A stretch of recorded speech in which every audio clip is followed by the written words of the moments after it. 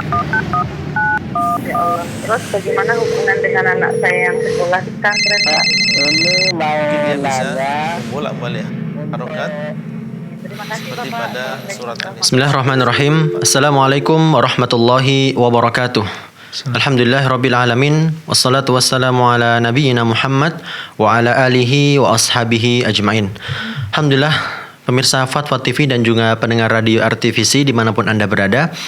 Kembali kita bersyukur dan memuji Allah Subhanahu wa taala di mana pada malam hari ini kita dapat kembali berjumpa dalam program live interaktif Akidah Jalan Lurus. Kemudian salawat serta salam senantiasa kita curahkan kepada baginda Nabi Muhammad sallallahu alaihi wasallam.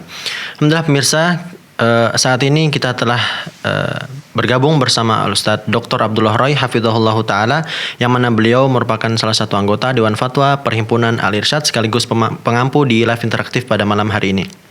Assalamualaikum Ustaz. Assalamualaikum warahmatullahi wabarakatuh. Sehat Ustaz? Alhamdulillah, kifalukum? Alhamdulillah, nabi khair. Khair, masyaallah. Barakallahu. Semoga Ustaz dalam keadaan sehat dan juga keluarga senantiasa dijaga oleh Allah Subhanahu wa taala. Amin Ustaz, jazakumullah khairan. Baik pemirsa, alhamdulillah sebagaimana biasanya sesaat lagi kita akan bersama-sama mendengarkan nasihat pembuka dari Ustaz Dr. Abdullah Roy hafizahullah taala. Silakan Ustaz. Ya. Bismillahirrahmanirrahim.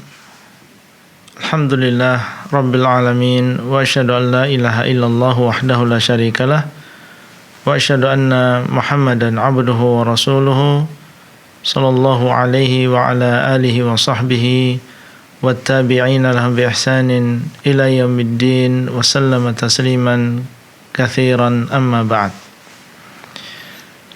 Para pemirsa yang dimuliakan oleh Allah Azza wa Jalla, di dalam Al-Quranul Karim Allah SWT sering menyebutkan tentang sifat-sifat neraka dan juga azab Allah di akhirat, dan bahwasanya azab Allah Azza wa Jalla adalah azab yang pedih,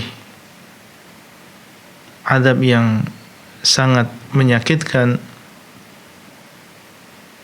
dan tujuannya adalah supaya manusia takut dengan azab Allah sehingga menjadikan dia menjalankan perintah Allah dan juga menjauhi larangan Allah.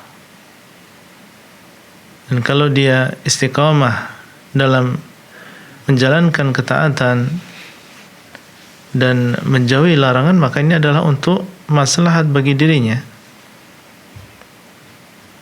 Dia akan mendapatkan maslahat dan juga manfaat di dunia, dan dia akan selamat di akhirat. Di dalam sebuah ayat Allah SWT mengabarkan kepada kita tentang bagaimana pedihnya azab neraka yang seharusnya semakin menjadikan kita takut. Allah mengatakan fayawma idzil la yu'adzibu 'adzabahu ahad wa la yuthiqu wathaqahu ahad. Maka pada hari tersebut tidak ada yang mengazab sepedih azab Allah Subhanahu wa taala. Tidak ada yang mengazab sepedih azab Allah. Seandainya kita di dunia ini pernah mendengar dan pernah melihat seorang manusia mengazab manusia yang lain, seorang manusia menyiksa manusia yang lain dengan siksaan yang sangat mengerikan, maka ketahuilah bahwasanya azab di akhirat ini lebih pedih dan lebih mengerikan. Tidak ada yang lebih pedih azabnya daripada azab Allah SWT. Di dalam sebuah hadis Nabi SAW menggambarkan tentang orang yang paling ringan azabnya di neraka. Inna ahwana ahlin nari azaban, sungguhnya penduduk neraka yang paling ringan azabnya adalah man lahu na'lan wa syirakan min narin yaghli minhuma dimaghu. Orang yang memakai 2 sendal dan 2 tali sendal dari api, kemudian dengan sebab itu mendidih otaknya. Ini adalah azab yang paling ringan, dan dia merasakan bahwasanya dia adalah orang yang paling keras azabnya. Lalu bagaimana dengan azab yang lebih pedih daripada itu? Ini adalah azab yang paling ringan, dan orang yang merasakannya dia merasa ini adalah azab yang paling berat. Maka seorang hamba Allah, apalagi dia adalah mengaku sebagai seorang muslim, senantiasa dia takut dengan azab Allah SWT. Allah menakut-nakuti hambanya dengan azabnya adalah supaya untuk kebaikan kita. Ya. Adapun seseorang yang tidak takut dengan azab Allah, maka ini mudaratnya kembali kepada dia. Ketika dia berkurang rasa takutnya terhadap azab Allah, maka dia akan bermudah-mudahan dalam melakukan kemaksiatan. Ya, dan akan bermudah-mudahan dalam menjalankan ketaatan. Mudah untuk meninggalkan ketaatan kepada Allah. Sebabnya adalah karena kurangnya takut dia terhadap azab Allah SWT.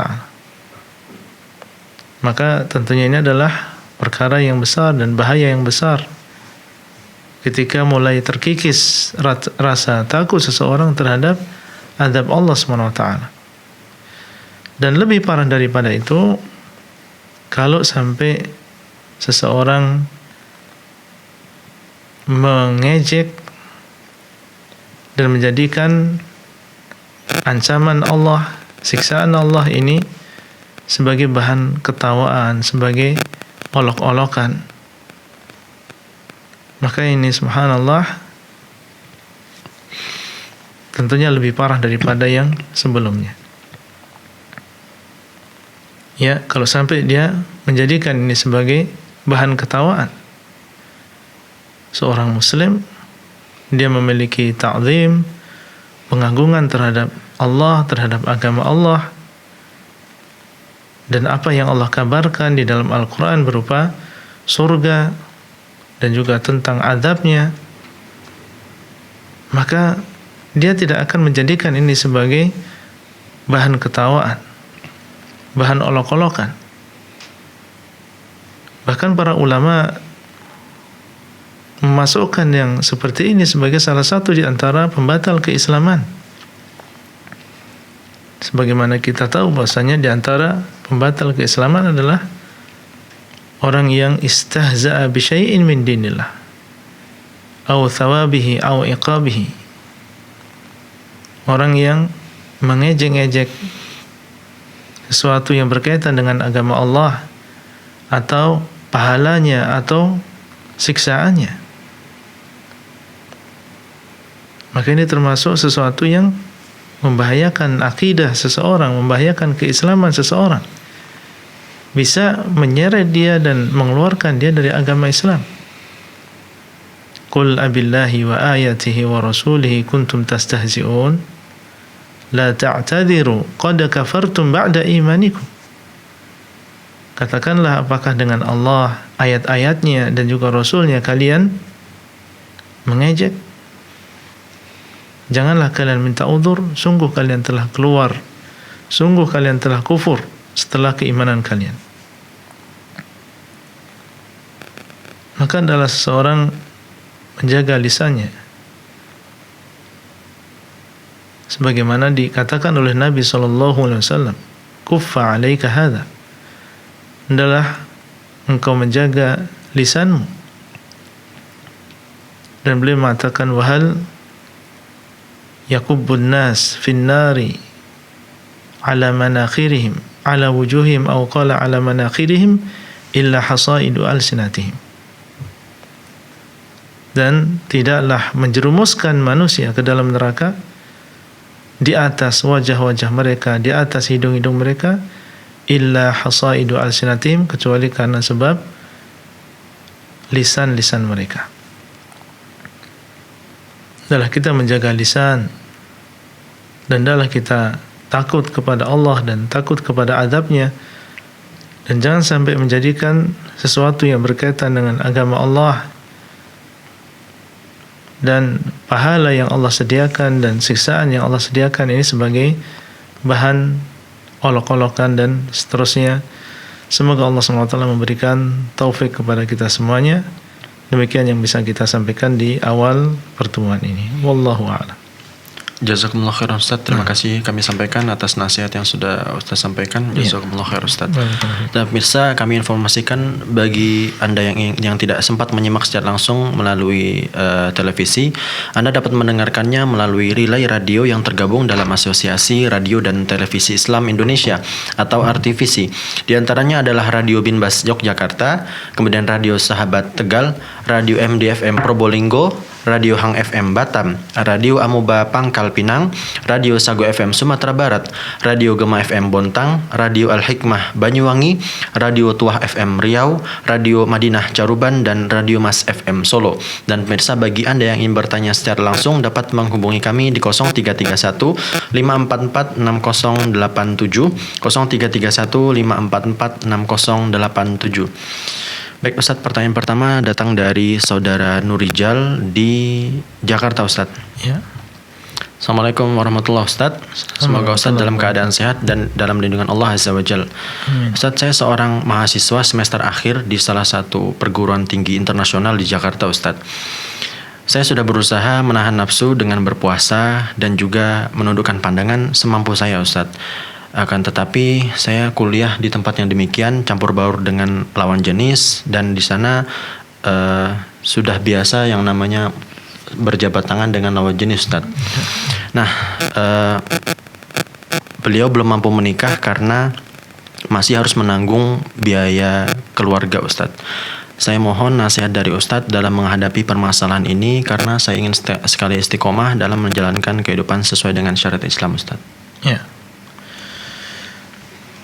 Nabi SAW mengatakan, menasihatkan kepada para pemuda, ya ma'asyar syabab, wahai para pemuda, man istata'a minkum alba'ah falyatazawwaj, fa innahu aghaddu lil basari wa ahsanu lil farji. Wahai para pemuda, hendaklah kalian atau barang siapa di antara kalian yang memiliki kemampuan, maka hendaklah dia menikah. Ya, ini adalah jalan keluar yang Nabi SAW berikan kepada para pemuda, karena dikhawatirkan mereka terjerumus ke dalam dosa yang berkaitan dengan kemaluan, yaitu berzina. Maka Nabi SAW memberikan nasihat kepada mereka yang punya kemampuan, maka hendaklah dia segera menikah. Apalagi kita tinggal di sebuah lingkungan yang di situ masih bermudah-mudahan di dalam masalah ini. Banyak orang yang membuka aurat dan bermudah-mudahan di dalam pergaulan. Ditambah lagi kita hidup di zaman yang di sana sangat mudah seseorang melakukan kemaksiatan, sangat mudah melihat perkara yang diharamkan. Fitnah semakin besar, baik fitnah yang berupa syubhat maupun fitnah yang berupa syahwat. Maka apabila seseorang memiliki kemampuan, hendaklah dia segera menikah.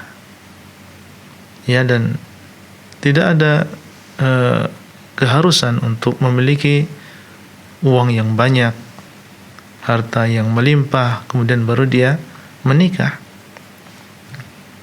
Alhamdulillah di sana ada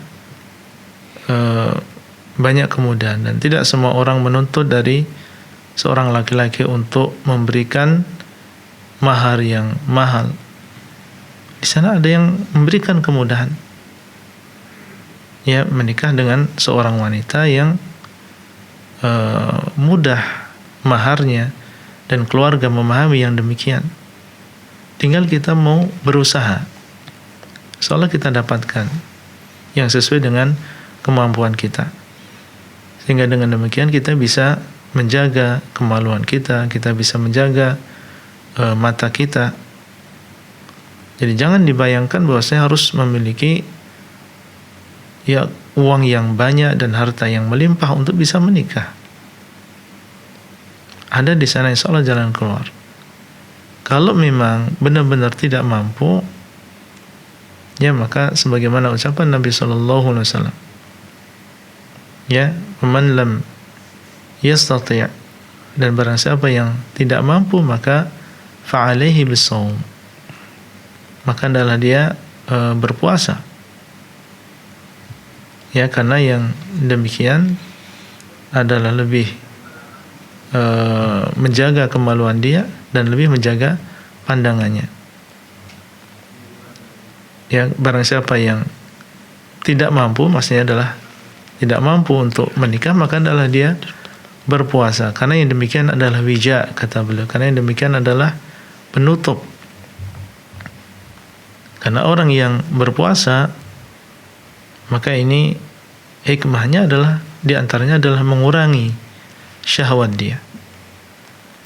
Orang yang berkurang makannya, berkurang minumnya, dan dia memperbanyak puasa, maka biiznillah, ya, kalau itu dilakukan dengan baik, ya, dilakukan dengan baik, dengan niat yang ikhlas, dan sering dia melakukan puasa, maka insya Allah akan kita lihat hasilnya, yaitu akan menjadi wija bagi dia, akan menjadi penutup, akan menjadi pelemah, sehingga tidak terlalu berkobar-kobar syahwat yang ada pada dirinya. Ini adalah petunjuk Nabi SAW.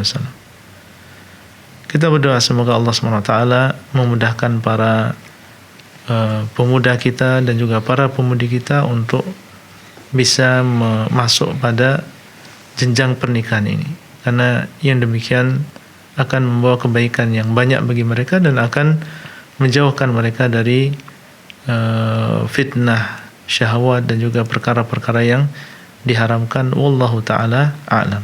Masya Allah, jazakumullah khairan Ustaz. Ustaz, apakah meninggalkan lingkungan yang cenderung mengajak untuk tidak menundukkan pandangan ini harus, Ustaz? Iya, kalau kita memang merasa bahwasanya di lingkungan tersebut itu menjadi sebab dia terjerumus ke dalam sesuatu yang diharamkan oleh Allah, maka dalam keadaan demikian dia diharuskan untuk meninggalkan lingkungan tadi untuk menyelamatkan agama dia. Ya, dan ini adalah termasuk bagian dari hijrah. Ini adalah bagian dari hijrah.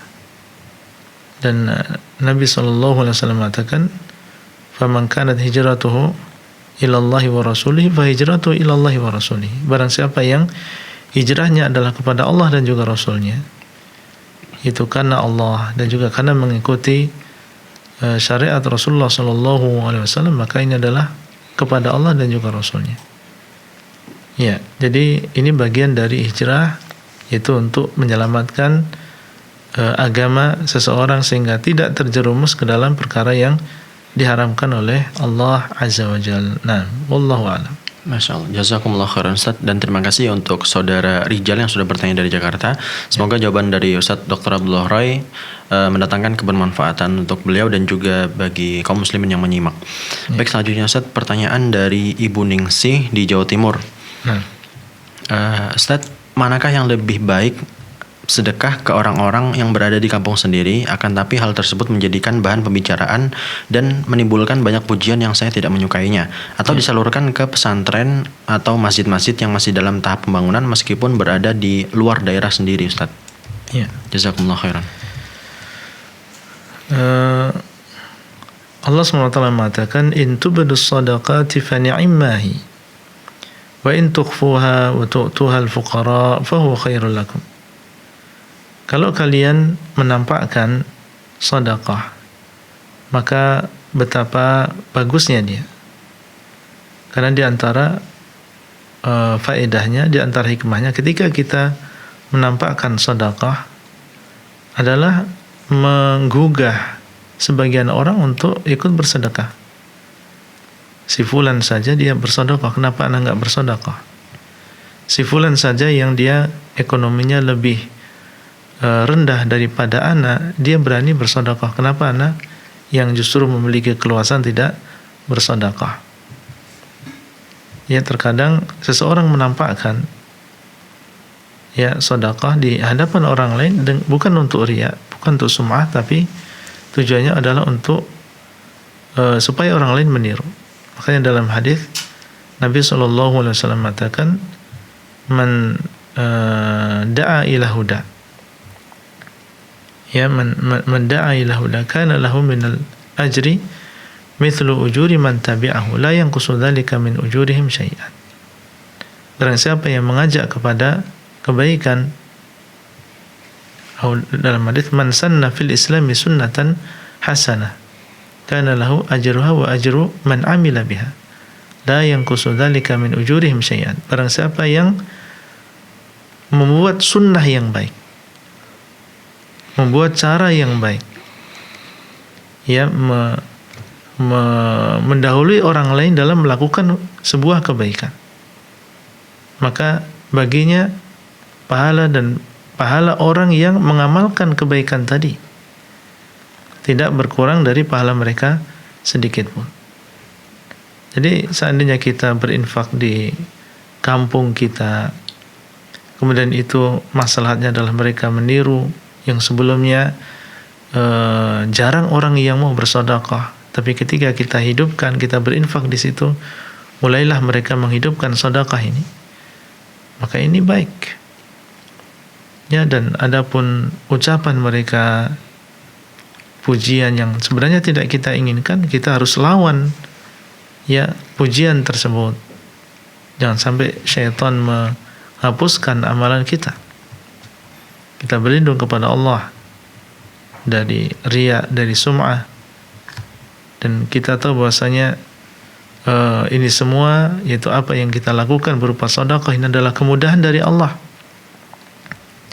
Allah yang memberikan uang tadi, dan kita hanya sekedar sebagai perantara saja, menyampaikan uang tadi kepada si fulan, si miskin.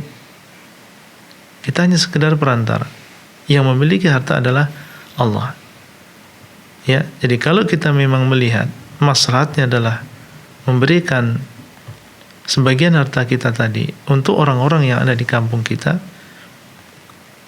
maka kita lakukan, dan kita lawan pujian-pujian tadi dengan mengatakan, ya Allah, ya ini adalah hartamu, ana hanya sekedar perantara saja, ya, dan saya tidak senang dengan riya, dan engkau tahu ya Allah saya benci dengan riya dan sum'ah dan seterusnya, maka hilangkanlah saya dari sifat riya ini. Dan mengatakan seperti yang diajarkan oleh Nabi SAW ketika seseorang dipuji, mengatakan, Allahumma la tu'akhidni bima yaqulun waghfir li ma la ya'lamun waj'alni khairan mimma yadhunnun. Ya Allah, janganlah engkau adab aku dengan sebab apa yang mereka ucapkan. La taj'alni, Allahumma la tu'akhidni bima yaqulun waghfir li ma la ya'lamun, dan ampunilah aku ya Allah perkara-perkara yang mereka tidak tahu. Mereka tidak tahu bahwasanya kita sering melakukan dosa. Allah tutupi dosa tadi. Ya, meminta kepada Allah ampunan atas apa yang mereka tidak tahu. Seandainya mereka tahu, tentunya mereka tidak akan memuji dan tidak akan mengatakan ucapan-ucapan tersebut. Kemudian mengatakan, waj'alni khairan mimma yadhunnun, dan jadikanlah aku ya Allah lebih baik daripada apa yang mereka persangkakan. Baik. Dan ini tidak menghalangi kita untuk juga berinfak di daerah yang lain. Dan mungkin bisa kita tambahkan, di antara hikmah kita berinfak di kampung kita ini adalah saling menambah rasa saling mencintai antara kita dan orang-orang yang ada di kampung kita. Ya, karena mereka tahu bahwasanya ternyata orang-orang kaya di kampung ini mereka punya perhatian terhadap orang-orang miskin. Bukan mereka memikirkan diri mereka sendiri. Ya, tentunya ini akan semakin menambah kecintaan orang-orang yang membutuhkan, orang-orang yang miskin tadi kepada orang-orang kaya. Bahkan mereka mungkin mendoakan, semoga Allah memperbanyak orang-orang seperti antum, ya, yang memiliki keluasan harta dan tidak melupakan orang-orang yang ada di bawah.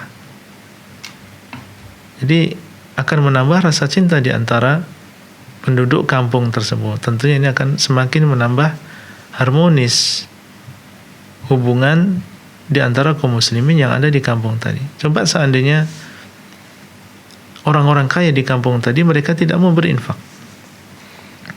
Mereka hidup dalam kemewahan sementara mereka meninggalkan tetangga mereka dalam keadaan kelaparan. Apa yang akan terjadi?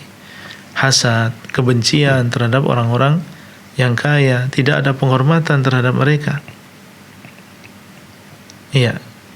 Makanya Nabi SAW boleh mengatakan dalam sebuah hadis, fa inhum ata'uka lidzalik fa'alimhum anna Allah aftarada 'alaihim shadaqatan tu'khadhu min aghniyaihim wa turaddu 'ala fuqaraihim. Kalau mereka mentaati kamu dalam masalah salat, maka kabarkan kepada mereka bahwasanya Allah mewajibkan atas mereka zakat atau sedekah yang diambil dari orang kaya mereka dan diberikan kepada orang fakir mereka. Ya, sebagian ulama mengatakan bahwasanya di sini yang afdal bagi seseorang memberikan harta dia kepada orang-orang fakir yang ada di daerahnya. Ya, shadaqatan tu'khadhu min aghniyaihim wa turaddu 'ala fuqaraihim. Diambil dari orang kaya mereka dan diberikan kepada orang fakir mereka. Karena di antaranya adalah hikmah yang tadi kita sebutkan. Tapi seandainya seseorang ingin menyalurkan sebagian hartanya di luar desanya juga tidak masalah. Ya, jadi sebagian diberikan di desanya dan sebagian yang lain kalau dia melihat mungkin di sana ada pesantren yang membutuhkan atau masjid yang membutuhkan, sementara di kampungnya alhamdulillah masjid sudah bagus, atau di kampungnya tidak ada pesantren dan dia ingin berinfak di sebuah pesantren, maka ini juga tidak masalah. Jadi bisa berjalan dua-duanya, dia berinfak di kampungnya dan juga berinfak di luar kampungnya. Wallahu taala a'lam. Ya, jazakumullah khairan Ustaz. Dan itu tadi jawaban untuk Ibu Ningsi. Semoga bermanfaat untuk Ibu Ningsi dan juga kaum muslimin yang lainnya. Baik, pemirsa, selanjutnya sudah ada penelpon yang bergabung. Kita akan sapa terlebih dahulu. Assalamualaikum Fatwa TV. Waalaikumsalam warahmatullahi wabarakatuh. Baik, dengan Ibu siapa di mana? Dengan Ibu Ida dari Palembang. Silakan Ibu Ida. Ya. Assalamualaikum Pak Ustaz. Assalamualaikum warahmatullahi wabarakatuh. Ya, ini saya mau tanyakan ini begini Pak Ustaz. Ya. Apakah boleh Pak Ustaz suami saya itu meninggalkan puasa sedangkan dia itu sudah meninggal Pak Ustaz? Katanya itu istri juga kan punya hak waris Pak Ustaz. Apakah boleh saya itu kalau puasa sunnah saya niatkan sekalian mengkodok puasa suami saya Pak Ustaz? Ya. Ya, ini satu lagi ya Pak Ustaz. Ya. Mungkin satu saja Ibu. Oh ya. Ya sudah. Assalamualaikum ya Pak Ustaz. Assalamualaikum warahmatullahi wabarakatuh. Baik, silakan Ustaz. Jadi suaminya meninggalkan Suaminya puasa dan meninggalkan dan dia potong tidak puasa. berpuasa. Iya Ustaz. Sengaja tidak berpuasa. Kemungkinan sengaja Ustaz, dan istrinya atau mungkin karena entah Ustaz, tidak disebutkan sama Ibu Ida tadi. Baik. Ibu Ida di Palembang yang dimuliakan oleh Allah Azza wa Jalla. Kalau seseorang meninggalkan puasa, maka ini tentunya adalah sebagaimana kita tahu meninggalkan satu di antara kewajiban. Karena puasa di bulan Ramadan ini adalah rukun di antara rukun-rukun Islam. Bunyal Islamu ala khamsin, syahadati an la ilaha illallah wa anna Muhammadan Rasulullah wa iqamis shalah wa ita'iz zakah wa shaumi Ramadan. wa hajji baitillahil haram. Islam itu dibangun di atas 5 perkara. Di antaranya adalah disebutkan oleh beliau sallallahu alaihi wasallam adalah wa shaumi Ramadan, berpuasa di bulan Ramadan. Dan Allah mengatakan ya ayyuhalladzina amanu kutiba alaikumusiyam kama kutiba alal ladzina min qablikum la'allakum tattaqun. Wahai orang-orang yang beriman, telah diwajibkan atas kalian berpuasa sebagaimana diwajibkan atas orang-orang sebelum kalian. Kalau seseorang meninggalkan puasa Ramadan dengan sengaja, ya, dengan sengaja dan tanpa udzur, maka ini dia tidak mengqadha. Ya, kalau dia sengaja meninggalkan puasa tadi tanpa udzur, seandainya dia masih hidup pun maka dia tidak mengqadha. Karena dia lakukan ini tanpa udzur. Kecuali orang yang meninggalkan puasa karena dia safar atau karena dia sakit, maka dia mengqadhanya. Tapi kalau sengaja dia meninggalkan puasa tadi tanpa ada udzur, maka dia tidak mengqadha. Apalagi kalau dia sudah meninggal dunia, maka baik ahli warisnya atau istrinya atau yang lain, ya tidak mengqadha puasa tadi. Apa yang bisa dia lakukan? Memohonkan ampun. Ya, memohonkan ampun untuk beliau, karena apa yang dilakukan ini jelas merupakan sebuah dosa.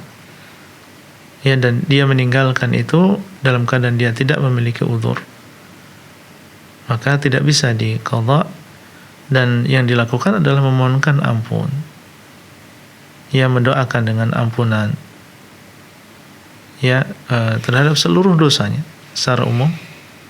Dan kalau dia ingin mengkhususkan maka tidak masalah, karena mereka, yaitu orang-orang yang sudah meninggal dunia, jelas mereka sudah tidak bisa mengatakan astaghfirullah, sudah tidak bisa lisannya bergerak untuk mengatakan ya Allah ampunilah saya.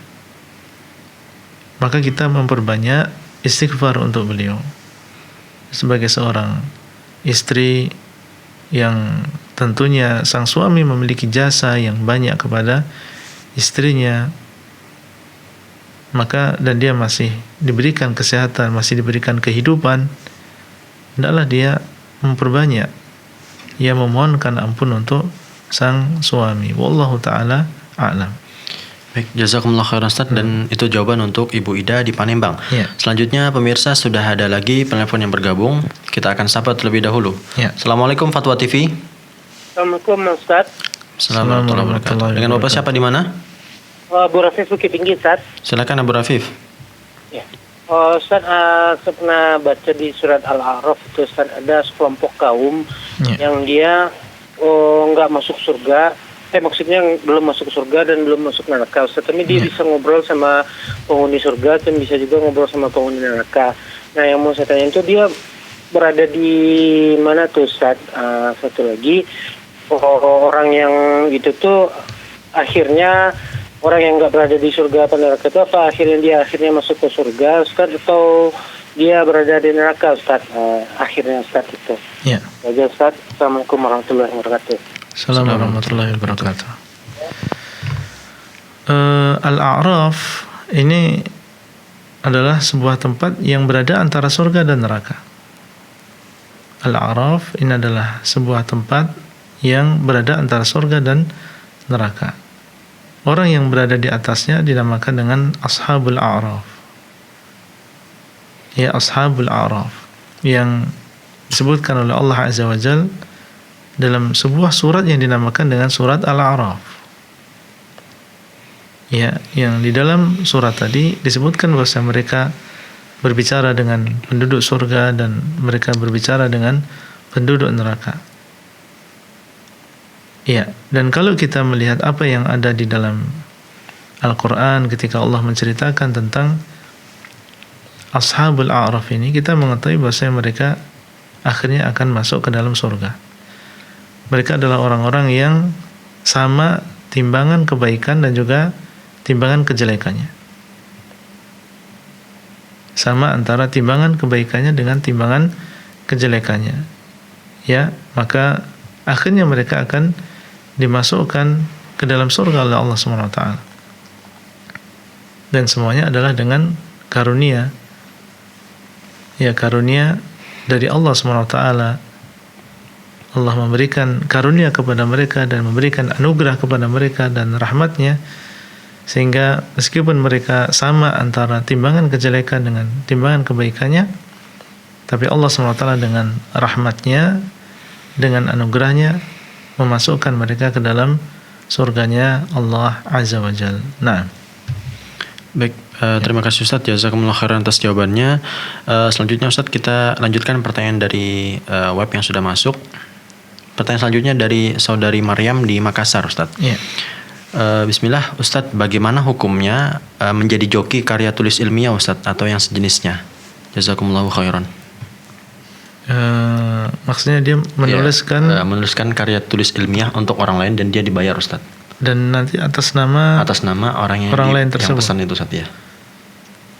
Ya, Allah alam, ini termasuk ghish, ya, termasuk penipuan. Dan Nabi SAW mengatakan, man ghasyana falaysa minna. Barang siapa yang menipu kami, maka dia bukan termasuk golongan kami. Maksudnya adalah bukan orang yang mengikuti jalan Nabi SAW. Kita sebagai seorang yang beriman dituntut untuk menjadi orang-orang yang jujur. Ya ayyuhalladzina amanu taqullaha wa kunu ma'as shadiqin. Wahai orang-orang yang beriman, hendaklah kalian bertakwa kepada Allah, takutlah kalian kepada Allah, dan jadilah kalian termasuk orang-orang yang jujur atau bersama orang-orang yang jujur. Sehingga seorang muslim yasduq ma'allah, dia jujur ya bersama Allah dalam keadaan apapun. Dan dalam sebuah hadis Nabi SAW mengatakan, wa innar rajula la yasduq wa yataharra as-sidq hatta yuktaba 'inda Allah siddiqan. Ya, setelah sebelumnya inna sidqa yahdi ila al-birr wa innal birra yahdi ila al-jannah wa la yazalu ar-rajulu yasduq wa yataharra as-sidqa hatta yuktaba 'inda Allah siddiqan. Sesungguhnya kejujuran itu membawa kepada kebaikan, dan kebaikan akan membawa kepada surga. Dan senantiasa seseorang jujur dan dia menjaga kejujuran, termasuk dalam pembuatan karya ilmiah misalnya, dia menjaga kejujuran sebagai seorang muslim, berusaha untuk tidak bohong, ya, maka akan ditulis di sisi Allah SWT sebagai seorang yang siddiqan. Ini memberikan semangat bagi kita untuk jujur, karena kejujurannya akan membawa kepada kebaikan, dan kebaikan akan membawa kepada surga. Kejujuran, maka ini bisa menjadi sebab seseorang masuk ke dalam surganya Allah SWT, dan ditulis di sisi Allah sebagai seorang yang siddiqan. Sebaliknya, al-kadhib, kata Nabi SAW, yahdi ila al-fujur. Bohong itu membawa kepada ya kefasikan atau kemaksiatan. Wa innal fujura yahdi ila an-nar. Dan fujur, kefajiran, ini membawa kepada neraka. Wala yazalu ar-rajulu yakdzib wa yataharra al-kadhib hatta yuktaba 'inda Allahi kadzaban. Dan senantiasa seseorang berdusta dan dia menjaga kedustaan. Ya, ketika ditanya orang, ini tulisan antum? Ya, iya, ini tulisan ana. Antum di mana mendapatkannya? Ana mendapatkannya di sana. Padahal dia tidak melakukan apa-apa. Ya, karena awalnya sudah bohong, akhirnya seterusnya dia bohong, sehingga ditulis di sisi Allah sebagai seorang yang kadzaban, sebagai seorang yang pendusta. Maka tentunya ini adalah kerugian bagi seseorang. Jadi seorang muslim sesuai dengan kemampuan dia. Ya, dia berusaha untuk mencari judul, ia berusaha untuk berdoa kepada Allah, meminta taufik kepada Allah, semoga dimudahkan untuk mencari judul yang berbarokah, yang membawa kebaikan bagi dia, yang dimudahkan. Jangan dia mengikuti was-was dari syaitan yang menyuruh dia untuk menipu. Ya, meskipun dia punya uang, ya jangan sampai menggunakan uang tadi dalam rangka berbuat maksiat kepada Allah SWT. Ya, kalau dia sudah berusaha dan sudah berdoa, semoga Allah SWT memberikan jalan keluar. Ya, jangan sampai dia tidak bersabar kemudian akhirnya mencari jalan yang pintas, karena ini bahaya sekali kalau sampai dia mendapatkan ijazah tapi dengan cara yang seperti ini, kemudian dia gunakan ijazah tadi untuk melamar sebuah pekerjaan dan dia mendapatkan gaji ya dari pekerjaan tersebut, dan mendapatkan pekerjaan tadi berdasarkan ijazah yang tadi dia yang diajukan, karena si fulan ini lulusan S1 jurusan demikian maka dia mendapat pekerjaan ini misalnya, padahal itu adalah di situ ada kedustaan. Maka dikhawatirkan di sini tidak bersih rezeki yang dia dapatkan. Nanti dia memberi makan uang tadi untuk istrinya, memberi makan uang tadi untuk anak-anaknya. Dan Nabi SAW mengabarkan tentang bahaya orang-orang yang makanannya haram, minumannya haram, pakaiannya haram. Bahwasanya dia tidak dikabulkan doanya, atau sulit bagi orang tersebut untuk dikabulkan doanya. Dan kalau seseorang sulit untuk dikabulkan doanya, bagaimana dan apa yang dia lakukan ketika dia sakit, ketika dia terkena musibah, ketika dia disempitkan rezekinya?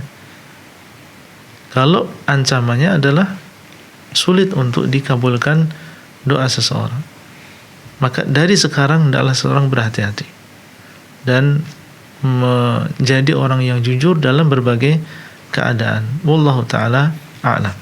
Baik, jazakumullah khairan Ustaz, dan itu jawaban untuk saudari Maryam dari Makassar. Ya. Baik, selanjutnya Ustaz ada penelpon yang bergabung. Terlebih dahulu kita akan sapa. Assalamualaikum Fatwa TV. Waalaikumsalam warahmatullahi wabarakatuh. Baik, silakan Ibu. Iya, Assalamualaikum warahmatullahi wabarakatuh, Ustaz. Waalaikumsalam warahmatullahi wabarakatuh. Kami ingin tanya, kalau Ya. malam Jumat itu katanya membaca surat Kahfi itu kalau sama siangnya apa harus malam itu harus selesai? Kadang-kadang itu belum sampai selesai sudah tidak tahan ngantuknya. Itu kalau dilanjutkan pagi atau harus pagi itu membaca dari awal atau bagaimana? Terus kalau lebah itu hukumnya bagaimana, Ustaz? Haram apa halal? Sekian dulu, Ustaz. Terima kasih jawabannya. Assalamualaikum warahmatullahi wabarakatuh. Assalamualaikum warahmatullahi wabarakatuh. Ya, Ibu Rusmini di Pacitan, semoga Allah SWT menambah semangat Ibu Rusmini dalam menuntut ilmu dan mengamalkan agama ini ya. Karena beliau sering telepon ya. Iya, Ustaz. Iya, Rutin. Masya Allah. Alhamdulillah. Baik Ibu, tentang masalah membaca surat Al-Kahfi ini, maka disyariatkan untuk dibaca di hari Jumat. Ya, dan hari Jumat ini masuk di dalamnya malamnya maupun siangnya. Dan malam atau hari itu dimulai dari maghrib. Jadi hari ini hari Kamis, ketika masuk waktu maghrib tadi, maka kita sudah masuk hari Jumat. Boleh kita untuk mulai membaca surat Al-Kahfi malam ini. Apakah harus sampai selesai? Tidak harus. Seandainya seseorang belum sampai menyelesaikan surat Al-Kahfi, kemudian ada kesibukan atau dia terburu tidur misalnya, maka bisa dilanjutkan besok. Yang penting masih di hari Jumat sampai besok, yaitu menjelang atau sampai tenggelam matahari besok. ya antara maghrib tadi sampai menjelang sampai tenggelam matahari besok, maka ini adalah waktu untuk membaca surat Al-Kahfi ini. Tapi tentang masalah lebah, Allahu a'lam, setahu ana tidak ada di sana dalil yang melarang. Ya, dan asalnya yang namanya makanan itu adalah dihalalkan. Ya, asal makanan adalah dihalalkan selama di sana tidak ada dalil yang melarang. Kalau misalnya di sana ada dalil yang sahih yang melarang, maka barulah di sini kita katakan bahwasanya lebah ini adalah sesuatu yang diharamkan untuk dimakan. Dan kalau seseorang ragu-ragu, maka Nabi SAW mengatakan, da' ma yaribuka ila ma la yaribuk. Hendaklah engkau tinggalkan apa yang membuat engkau ragu-ragu, ya, kepada sesuatu yang tidak menjadikan engkau ragu-ragu. Kalau memang kita ragu-ragu apakah ini adalah sesuatu yang diharamkan atau tidak, dan kita ingin menjaga agama kita, maka kita tinggalkan. Alhamdulillah masih banyak di sana makanan-makanan yang halal. Dan Nabi SAW mengatakan, wa bainahuma umurun mushtabihat la ya'lamuhunna katsirun minan nas faman ittaqa syubhat faqad istabra'a li dinihi wa 'irdihi. Di antara halal yang jelas dan haram yang jelas itu ada perkara-perkara yang samar. Maka barang siapa yang meninggalkan perkara-perkara yang samar tadi, sungguh dia telah membersihkan agamanya dan juga kehormatannya. Dia meninggalkan sesuatu yang meragukan, yang samar, berarti dia menjaga agamanya. Dan dia juga menjaga kehormatan dirinya. Karena mungkin di sana ada orang yang menganggap bahwasanya memakan makanan itu adalah haram. Kalau kita memakan makanan itu, maka orang akan beranggapan, oh si fulan dia bermudah-mudahan, si fulan ia melakukan atau memakan perkara yang diharamkan oleh Allah. Tapi kalau dia tinggalkan, maka itu menjaga kehormatan dia. Jadi Allahu a'lam, mungkin bisa kita simpulkan asalnya ya halal, kecuali memang di sana ada dalil yang mengharamkan.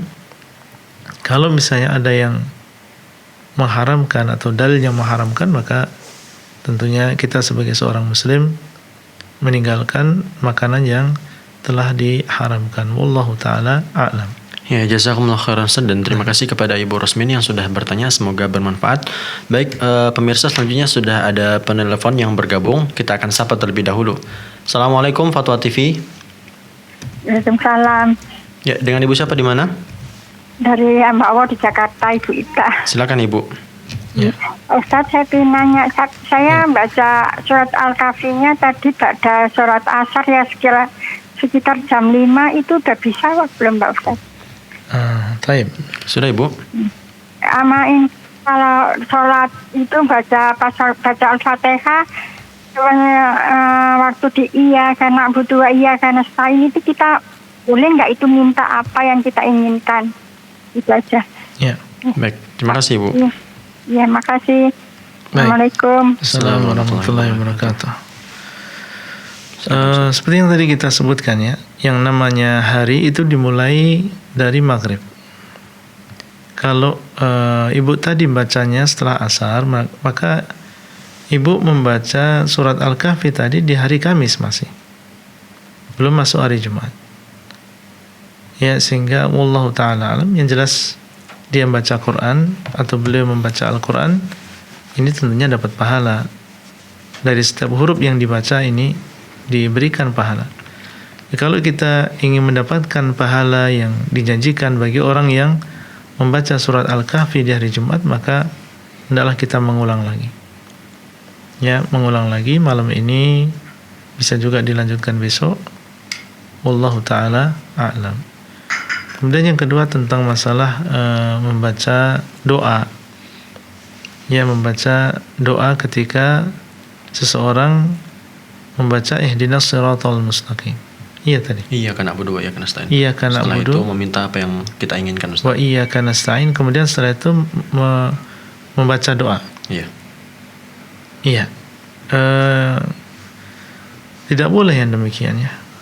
Jadi kita di dalam sholat ya, ketika membaca Al-Fatihah ya kita membaca Al-Fatihah saja. Doa yang diperbolehkan ya yang doa yang tercantum dalam Al-Fatihah tadi. Iyyaka na'budu wa iyyaka nasta'in. Kemudian setelahnya ihdinas siratal mustaqim. Tunjukilah ya Allah kami jalan yang lurus. Ya, dan ini adalah doa yang agung ya. Doa yang besar. Allah ketika memilih dan menjadikan doa ini dalam Al-Fatihah, maka itu adalah berdasarkan hikmah yang dalam dari Allah SWT. Sehingga sebagian ulama seperti Syekhul Islam Ibnu Taimiyah menyebutkan bahwasanya sebesar-besar doa adalah doa Al-Fatihah. Maksudnya adalah doa yang tercantum dalam surat Al-Fatihah, yang isinya adalah permintaan kepada Allah supaya diberikan petunjuk kepada jalan yang lurus.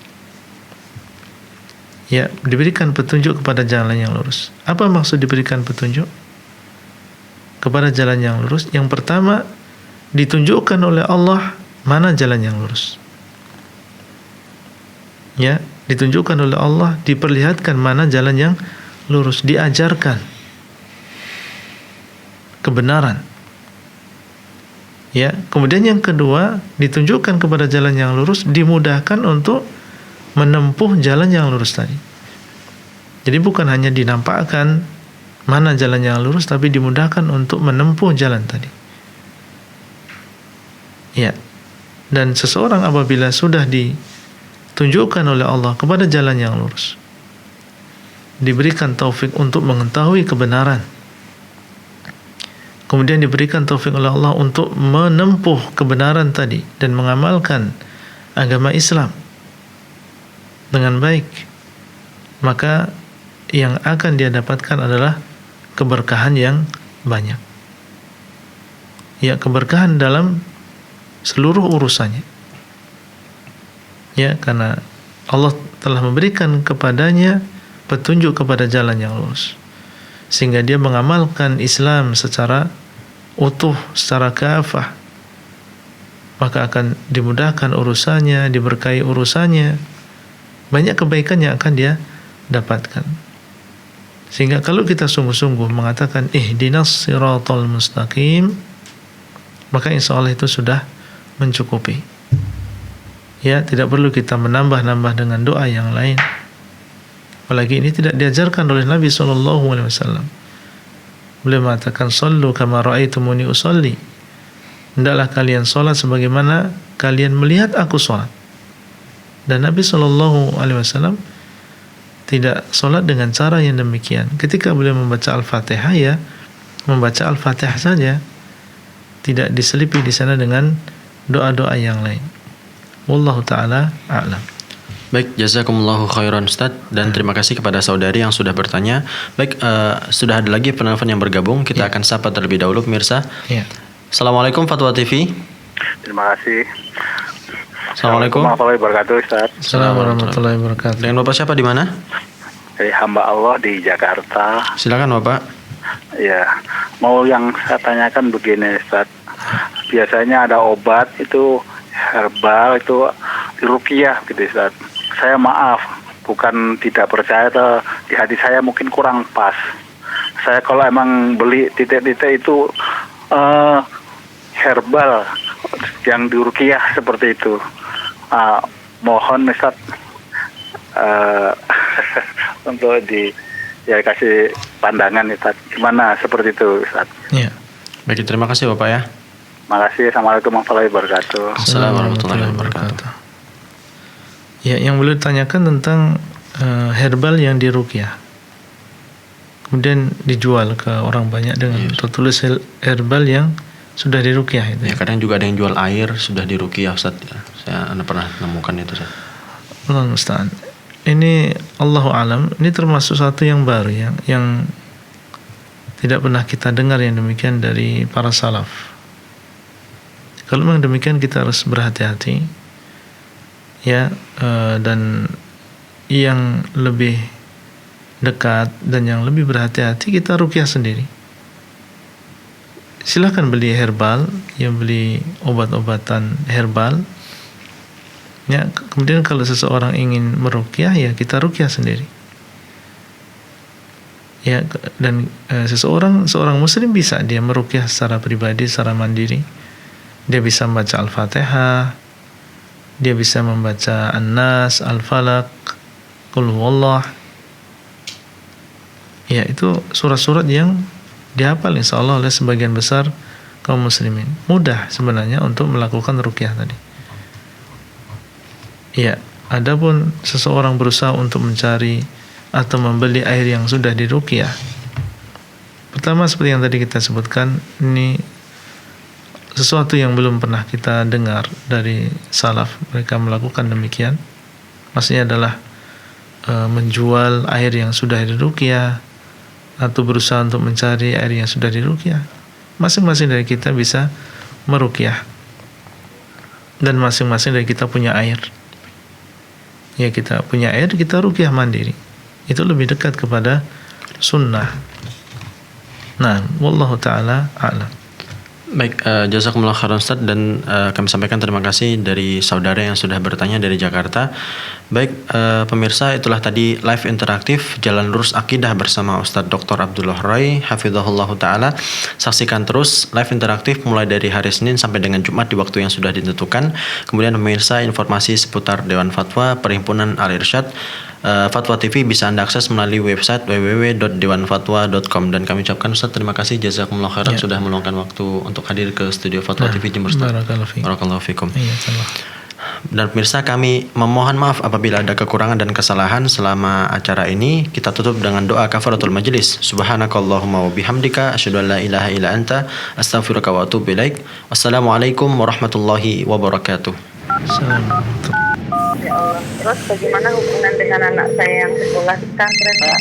Ini mau Dia bisa nanya bolak-balik harokat Terima kasih seperti Bapak. pada surat Assalamualaikum An-Nisa warahmatullahi wabarakatuh. 164 tadi.